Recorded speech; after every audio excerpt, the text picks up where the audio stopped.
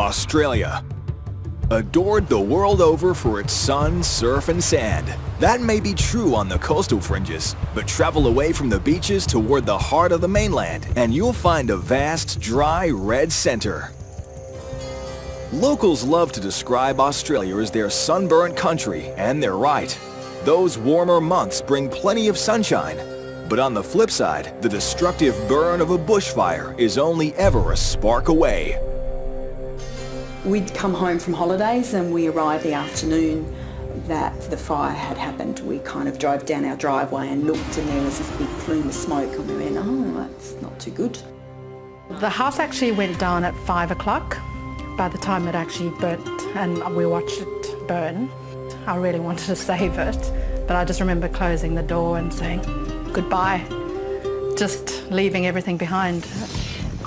So we just picked up the bags that we'd had for our holidays and put them back in our car, and we left.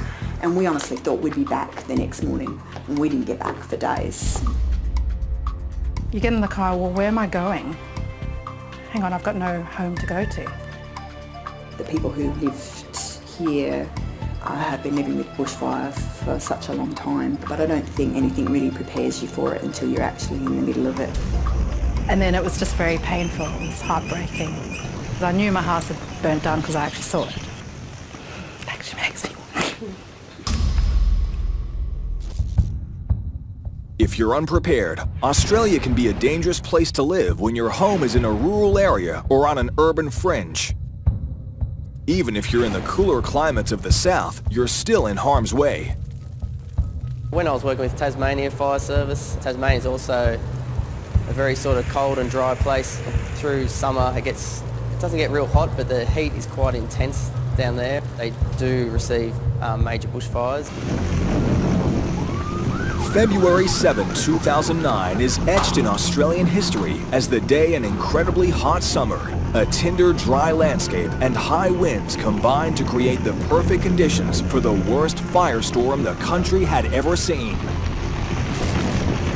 Known as Black Saturday, the fire brought the state of Victoria to its knees and needed 5,000 firefighters from all over Australia as well as New Zealand and the United States to bring several explosive fire fronts under control.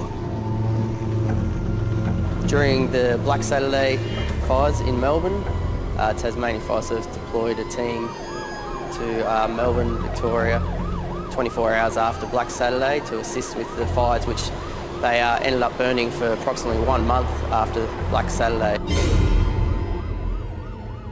Over 1.1 million acres were burnt, more than 2,000 houses destroyed, leaving over 7,500 people homeless. An untold number of native animals and livestock perished. Over 400 people sustained injuries, and most tragically, 173 people were killed when they chose to stay and protect their homes, or left it too late to evacuate. This catastrophic event has since weighed heavily on anyone in Australia living with the very real threat of bushfire. If you've grown up here all your life and you've always dealt with fires, you kind of know at the end of the day you're on your own. But there are a lot of people who go, well, there'll be a person in a white truck, there'll be a firefighter there. And the reality is that they won't be there. Fire has always been a part of the life cycle here. The aftermath ushering in a regeneration of the vegetation, a fresh start for this ancient land. Without regular burn-offs though, a buildup of fuel loads over successive dry seasons means devastating, intense fires are inevitable, ready to decimate everything in their path. It's up to residents to be responsible for their own bushfire action plan. We have a significant number of bushfires each year in Queensland, a large preparation program that's in place for that. Well, it's essentially educate people as to whether they stay and fight the fire, if they're fully prepared, or whether they leave early and get out of the area entirely. The main thing we educate people on now is to act early, make a decision one way or the other. Have a plan, be prepared, and be decisive. For many Australians, this could be the difference between living or dying in the line of fire.